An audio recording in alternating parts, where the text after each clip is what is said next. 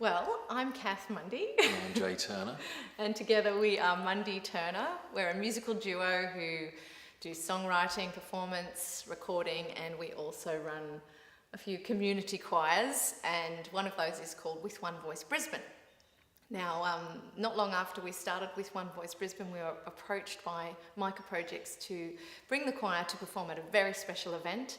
It was their annual concert that was to mark the national apology, the anniversary of the national apology to the forgotten Australians. Yeah, it's done by Kevin Rudd back down 2009, I think. But we knew nothing about it when we were invited to perform at this event, so we needed to become educated and find out who were the forgotten Australians, what's this national apology, and we found out that the forgotten Australians were people who had been children in institutionalised care, and also included children who'd been brought to Australia as child migrants, often without their consent, well, completely without their consent, and then had been raised here in Australia in institutionalised care.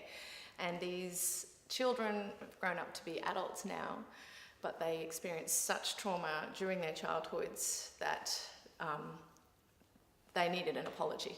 And the actual national apology was made by Kevin Rudd, as Jay said, and that was a very significant moment for those children who were now adults. Because so much of this abuse had been hidden away and not acknowledged, and even when they were trying to get some sort of publicity for it, get some recognition, it was a very hard job for them. So the apology itself was a major step towards their healing.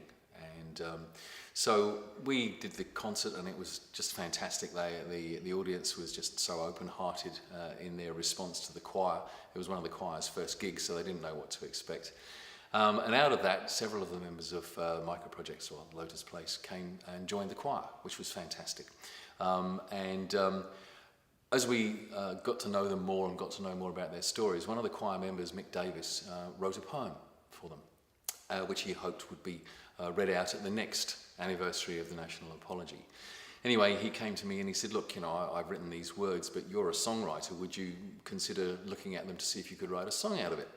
So I said, yeah, sure, let's have a look. So I had a look at it, and there were maybe 4 lines that really stood out to me, that really sort of nailed what the whole thing was about. So I utilised those and the things that I was learning about the people, talking to them personally, and their experience of the last few years and the years before that.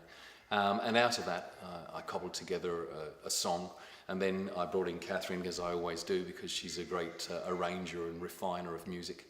And together we put the song out, and we played it to those members of the choir who came from Lotus Place, just to make sure that we were getting it right, because at this late stage, nobody should be misrepresenting these people.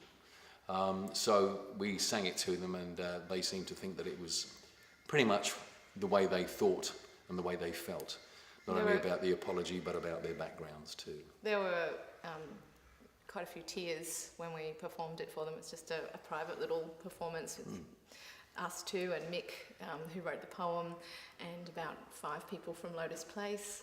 And yeah, we were really happy that they were moved, but they also felt that it was accurate. It was right. It was telling their story. They did have some criticisms of one line or two, so so I used those to change those. Yeah, and then we performed it at the next anniversary, and it was a really wonderful time. And from that, then Micah Projects came to us and said, look, you know, we'd really be interested in utilising the song in some way. To help promote awareness of who the forgotten Australians are and the whole situation that has occurred with forgotten Australians. Yeah. So we said, absolutely, we would love to make a music video of the song. And so that's what's happened now. That's how this all came together. So pleased that it's going to be used to tell the stories of these children.